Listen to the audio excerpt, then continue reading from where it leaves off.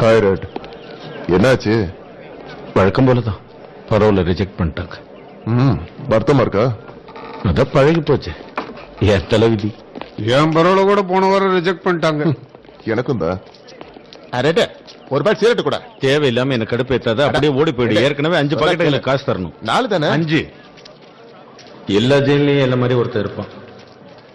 கைதிகளுக்கு தேவையான சிகரெட்டு, தண்ணி, போதைப் பொருள் எல்லாத்தையும் என்ன மாதிரி ஆளுங்களால் தான் கொண்டு வர முடியும். நாங்க மட்டும் இதெல்லாம் உள்ள கொண்டு வரல, இங்க இருக்கிறவனுங்க கைதியா இருக்க மாட்டானுங்க. பல பேர் பைத்தியம் முடிச்சு திரிவானுங்க. இந்த ஜெயிலை பொறுத்த வரைக்கும் நான் தான் ராஜா. நான் ஜெயிலுக்கு வந்து 20 வருஷம் கழிச்சு, அதாவது 1947 தான் நான் ஆண்டியை சந்திச்சேன். அவன் ஒரு கொலை குற்றத்துக்காக ஜெயிலுக்குள்ள வந்தான்.